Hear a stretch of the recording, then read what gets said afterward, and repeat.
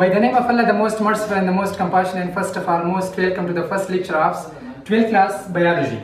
Today we will discuss the first chapter of biology of 12th class. خوږو او درنو زده کوونکو د 12م ټولګي د بیولوژي اړوند مضمون ته تاسو ټول په خیر راشه. امید دی چې جوړ او د صحت کلیو کې به نغښتي وي. مخکې له دې چې موږ تاسو د 12م ټولګي لومړنۍ موضوع چې د میندل د وراثت څخه بحث کوي شروع وکړو، لومړی راځو د بیولوژي په تاریخ باندې یو څو خبرې کوو. خپلې کتابچې مې روغلی او هر هغه څه چې موږ لیکو له ځان سره یاداشت کړئ. لومړی راځو د بیولوژي تعریف ته. بیولوژي څه ته ویلی کیږي؟ بیولوژي څه ته ویلی کیږي؟ بیولوژي له دوو یوناني کلمو څخه اخیستل شوې ده. بیولوژي له دوو یوناني کلمو څخه اخیستل شوې کلمه ده.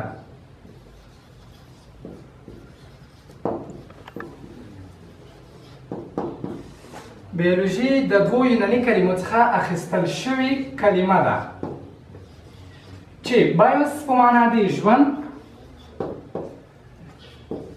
بایوس مین لایف. بایوس په معنا دی ژوند او لوژي په معنا دی علم دی. بایوس په معنا دی ژوند او لوژي په معنا دی علم دی. لوژي په معنا دی علم دی. بیولوژي له دوو یوناني کلمو څخه اخیستل شوې ده چې بایوس په معنا دی ژوند او لوژي په معنا دی علم دی. یعنی بیولوژي هغه علم دی چې د ژوندیو موجوداتو څخه بحث کوي. که موږ تاسې اصطلاحي تعریف وکړو، په اصطلاح کې بیولوژي هغه علم دی چې د ژوندیو موجوداتو څخه بحث کوي. او په اصطلاح کې بیولوژي هغه علم دی چې د ژوندیو موجوداتو څخه بحث کوي.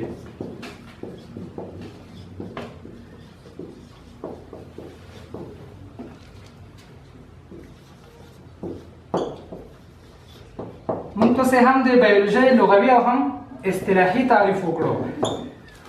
یعنی بیولوژي له دوو یوناني کلمو څخه اخیستل شوې کلمه ده چې بایوس په معنا دی ژوند او لوژي په معنا دی علم دی. او په اصطلاح کې بیولوژي هغه علم دی چې د ژوندیو موجوداتو څخه بحث کوي. دا چې تاسې د 12م ټولګي د بیولوژي مضمون ته ناست یئ، نو د بیولوژي تعریف مو د هر څه وړاندې ځکه وکړو چې لومړی د هغې موضوع پیژندل اړین او ضروري دي. یعنی کله چې موږ تاسو یو مضمون یا یو موضوع پیژندلی نه وي، موږ تاسو نشو کولی چې په هغې موضوع کې دننه داخل شو او په هغې باره کې مکمل معلومات لاسته راوړو. نو ځکه موږ تاسې د 12م ټولګي د بیولوژي شروع هغه د بیولوژۍ له تعریف نه وکړه. امید دی چې دغه تعریف مو له ځانه سره یاداشت کړی وي. اوس راځو خپل اساسي موضوع ته چې هغه زموږ تاسې میندل د وراثت څخه بحث کوي، یعنی هیریډیټي آف میندلز. میندل او وراثت. میندل په کومو نباتاتو باندې خپلې تجربې کړې دي، په پایله کې د وراثت لپاره یو اساس او بنسټ ایښی دی. خو مخکې له دې چې موږ تاسو د میندل د وراثت څخه یادونه وکړو یا د هغې وراثت چې دی تهداب او بنسټ یې ایښی دی تشریح کړو، لومړی به انسانانو د حسي خواصو د انتقال په هکله پوښتنې کولې. یعنې له ځان سره به یې دا ویل چې آیا حسي خواص چې کله له والدینو څخه اولادونو ته انتقالیږي، په دې کې ډېر رول د چا دی؟ یعنی پلار په اساس یو ماشوم ته یا د یو ماشوم جنسیت ټاکل کیږي یا هم د مور په اساس. خو دوی د مختلفو ستونزو سره مخامخ شوي وو. نه شول یې معلومولی چې آیا د جنسیت د پلار په اساس ټاکل کیږي او که د مور په اساس. نو په همدې وخت کې له میلاد څخه 1500 کاله وړاندې یو عالم چې د اناکساګوروس په نامه سره یادېږي، یوناني عالم و. اناکساګوروس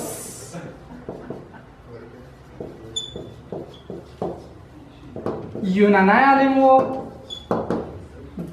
1500 قبل المیلاد، یعنی د میلاد څخه 1500 کاله وړاندې د داسې یو نظر یو پیشنهاد وکړو چې له والدینو څخه چې کله خواص اولادونو ته انتقالیږي، نو په هغې کې ډېر رول د چا دی؟ د پلار دی. یعنی د ماشوم جنسیت د پلار په ټاکنه کې زیات رول لري. دا د چا نظر و؟ د اناکساګوروس نظر و چې دا نظر یې ورکړو. د داسې وویل چې کله چې خواص یا جنسیت د یو ماشوم ټاکل کېږي په هغې کې زیات رول د چا دی د پلار دی خو ورپسې یو بل عالم د ارسطو په نام نظریه ورکړ پیشنهاد یې ورکړ چې کله چې جنسیت د یو ماشوم ټاکل کېږي په هغې کې د پلار رول اساسي دی یعنی د ښځینه رول په هغې کې دومره نشته دی خو دومره ویلی شو چې ښځینه صرف د جن لپاره تغذیه برابروي د یوه جن لپاره چې برابروي تغذیه برابروي نور د جنسیت ټاکنه د چا کار دی د نارینهو کار دی ښځینه صرف د یوه جن لپاره چې برابروي تغذیه برابروي د ارسطو په نظر د یوه ماشوم په جنسیت ټاکلو کې زیات رول د نارینهو دی چې نارینه پر اساس دغه جنسیت سره کم کېږي ټاکل کېږي یوازینی ښځینه دي چې هغه د جن لپاره چې برابروي تغذیه برابروي یا د یو ماشوم لپاره دا برابروي خو د دغې دوو عالمانو څخه وروسته د وراثت بنسټ ایښودونکی جوهان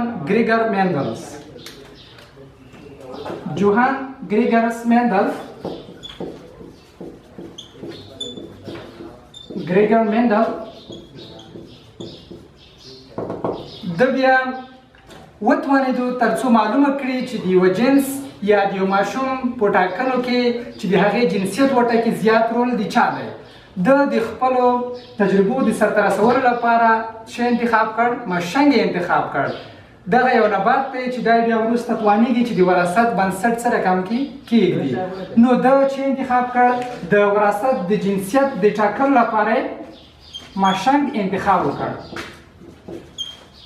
چا وکړو د مشنګ انتخاب ګریګرس مندلز دې لپاره مشنګ انتخاب کړ تر څو معلومه کړي چې څنګه ارثي خواص له والدینو څخه اولادونو ته یا جنسیت په څه ډول سره ټاکل کېږي اوس راځو د مندل هغه مطالعات چې د وراثت په باره کې سرته رسولي دي په تفصیلي ډول سره وړاندې کوو یعنې د مندل مطالعات هسټري اف مندلز چې د وراثت یا د هیریډیټي په باره کې ترسره کړي دي کومو پایلو ته رسېدلی دی او کومې تجربې ترسره کړي دي راځو بلې موضوع ته هغه د مندل مطالعات دي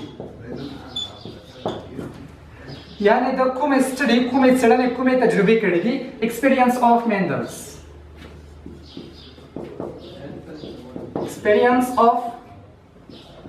Mendel په دغه ماشین کې کومې تجربې مندل ترسره کړي دي تر څو د جنسیت ټاکنه معلومه کړي چې په دې کې زیات رول د نارینهو دی یا هم د ښځینهو دی مندل د دې لپاره مشنګ انتخاب کړو تر څو دا چې معلوم کړي هغه خالص نسل یا هوموزایګوس معلوم کړي د تقریبا 2 کاله د کلیسا په باغ کې د مشنګ په کرلو باندې تیر کړ د دې لپاره چې مشنګ وکړي هغه د کلیسا په باغ کې څو کاله تیر کړل 2 کاله وروسته بیا په همدغه مشنګ باندې چې کوي تجربې ترسره کوي او جنسیت سره کم کوي معلوموي نو د ده په تجربو کې یا د جنسیت په ټاکلو کې 4 اصل شامل وو 4 اصول شامل وو کله چې دا چې انتخاب کړ مشنګ انتخاب کړ لومړی هغه یعنی هغه اصول چې د مندل په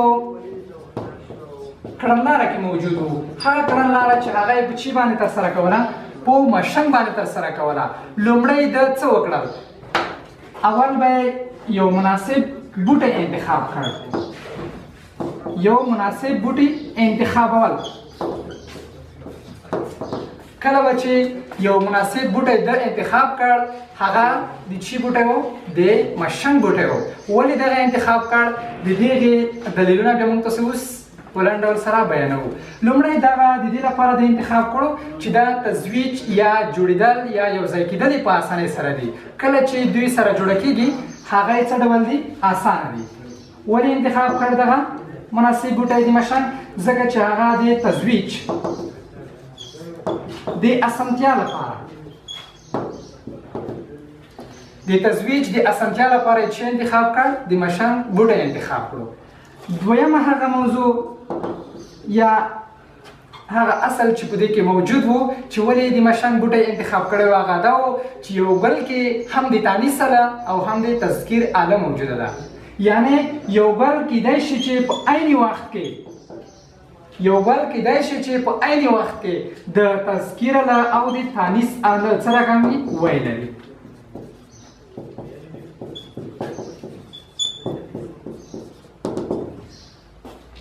تانیث آله د ښځینه جنسي آله له دې څخه څه کوي نمایندګي کوي او د نارینه جنسي آله ته څه ویل کېږي د تذکیر آله ورته ویلی شو. بل د هغې څخه وروسته چې د ماشوم انتخاب کړی و دریم اصل په هغې کې روزنه یې اسانه وه. د روزنې د اسانتیا په خاطر یې دا څه رقم کړی و انتخاب کړی و. یعنې د په اسانۍ سره کولی شول چې دوی چې وکړي په بشپړ ډول سره د هغې روزنه وکړي. او بل اصل په دې کې چې موجود و یا ولې انتخاب کړی و هغه دا و چې زر به یې ګل تولیدولو.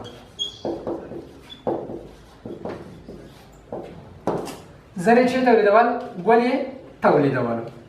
نو لومړی اصل چې هغه میندل د خپلو تجربو لپاره سرته رسول مناسب بوټی انتخابول و. ولې د مناسب بوټی یا د مشنګ بوټي څه رقم انتخاب کړو؟ ځکه چې تزویج د اسانتیا په خاطر په اسانۍ سره به یې تزویج کولو یعنی سره جوړه کېدل به. دویم هغه دا و چې یو ګل به په عین وخت کې یا یو ګل به د تانیث سره او هم د تذکیر آله درلوده. دریم هغه روزنه ساتنه به یې په اسانتیا سره کېدله، کومه ستونزه به یې نه پېښوله، نو ځکه یې د ماشوم بوټی انتخاب کړی و. څلورم هغه دا و چې زر یې ګل تولیدولو او ډېرې دانې هم تولیدولې. دا د میندل لومړنی هغه مناسب بوټي انتخابولو چې په دې کې دغه خبرې شامل دی. راځو دویم اصل ته چې د په مشنګ بوټي کې شامل و یا دویم اصل هغه دی چې یو صفت ته به متوجه کېدو. میندل به صرف د هغو یو صفت ته متوجه کېدو. که موږ تسلیان داسې وایي چې یو صفت ته متوجه کېدل یعنې میندل به صرف د هغو یو صفت په نظر کې نیولو.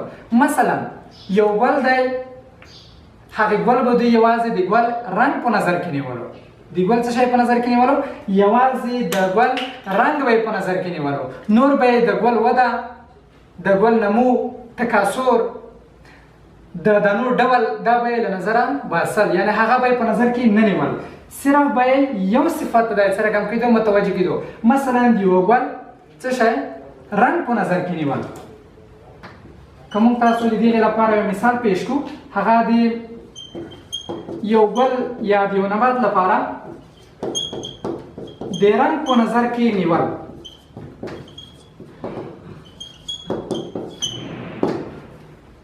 د رنګ په نظر کې نیول دې ته موږ تاسو وایو یو صفت ته متوجه کېدل. هغه نور صفتونه به چې یو نبات یا یو ګل درلودل، مثلا څه ډول وده کوي، څه ډول دانې تولیدوي، څومره دانې تولیدوي، هغه به یې له نظره څه رقم کول وباسل. دریم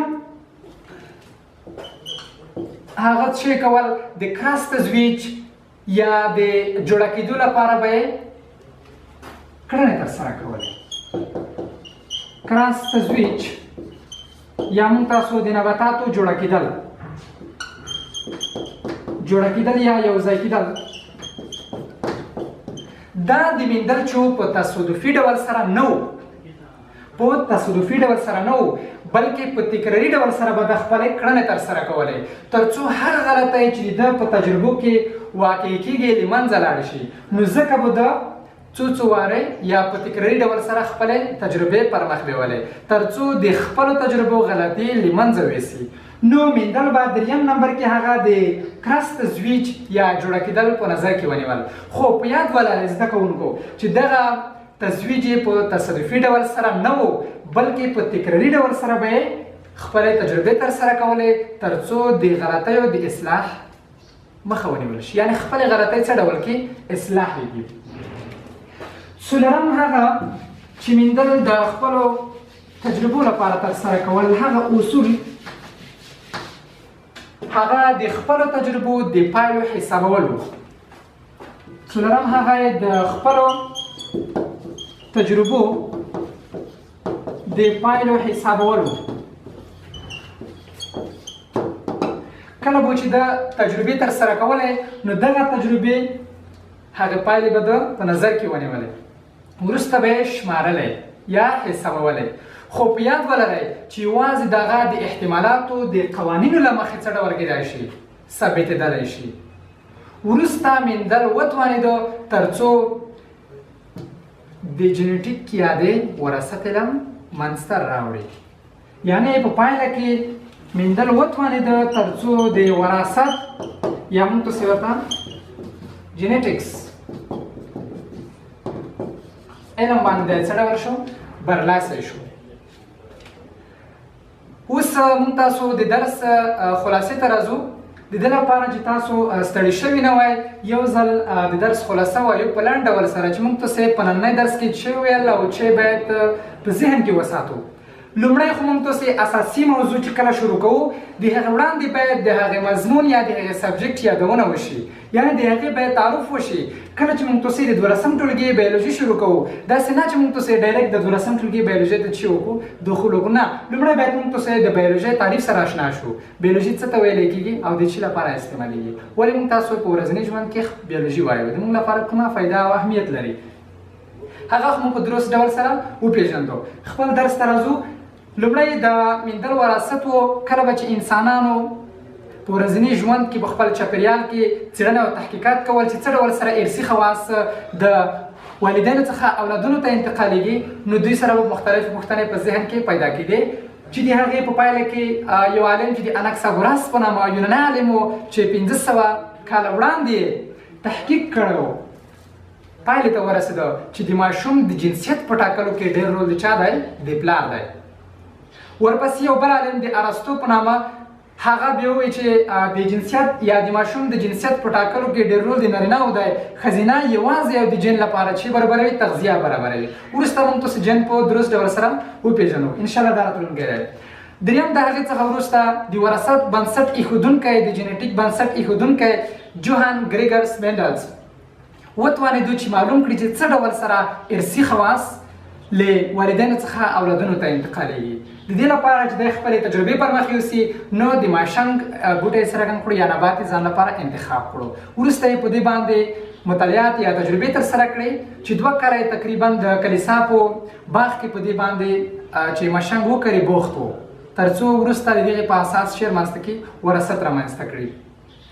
نو د میندل مطالعات 4 اصلونو کې وو یا په 4 اصولو کې وو تر څو میندل خپل تجربات سره کم کړي ثابت کړي. هغه هم په درست ډول سره وپېژندل چې لومړی هغه د مناسب بوټي انتخابول وو. کوم بوټي نه باید چې د تجربه کوله مثلا د مشنګ انتخابول هغه به څه ډول د ده لپاره مناسب وو. ولې یې مشنګ انتخاب کړی وو؟ ځکه تزویج به یې زر کولو، په یو بل کې به د تنې سلاویه هم تذکیره له موجوده وه، روزنه یې اسانه وه یعنې ستونزه یې نه جوړوله. دریم ځل به یې ګل کولو مثلا ډېرې دانې به یې تولیدولې او داسې نور وو. دویم د هغې لپاره یو صفت ته دی متوجه کېدو. مثلا که موږ تاسو یو ګل په نظر کې ونیسو صرف او صرف به دی د هغې ګل رنګ ته متوجه کېدو، نه به یې د هغې وده په نظر کې نیوه، نه به یې د هغې نمو په نظر کې نیوه، نه به یې د هغې د دانو ډول په نظر کې نیوه، صرف به یو صفت ته متوجه کېدو مثلا په یو ګل کې د رنګ مشخص کول. دویم هغه د کراس تزویج یا د نباتاتو جوړه کېدل دي. دغه چې کله د ترسره کوله نو تصادفي نه دي ترسره کړي بلکې په تکراري ډول سره تر څو د شته غلطیو مخه ونیولی شي. څلورم هغه د خپلو تجربو د پایلو حسابول وو. کله به چې کومې تجربې د ترسره کړې نو هغه تجربې به یې له ځانه سره ثابت کولی یا ثبت کولی یا شمارلی. خو یوازې دغه تجربې چې کله د حسابولی کېدای شي چې د احتمالاتو د قوانینو پر بنسټ ترسره شي. په پایله کې میندل وتوانېده تر څو د وراثت د علم بنسټ کېږدي. وروسته په دې پس نورو عالمانو هم خپلې هڅې او کوښښونه د میندل د قوانینو دوباره ترسره کړي دي چې هغه به انشاءالله موږ بیا په راتلونکي درس کې وایو. د دې لپاره چې تاسو ستړي شوي نه وئ نو خپل درس په همدغه ځای باندې بس کوم. خو په وروستیو کې یوه یادونه کوم دا چې کرونا وایرس د ټولې نړۍ پر مخ خپور شوی دی او د زیاتېدو په حالت کې دی. د دې لپاره چې خپل ځان مساتلی وي، خپل ملت مساتلی وي، په خپل کور کې پاتې شئ چې روغ پاتې شئ. تر بیا ښې چارې.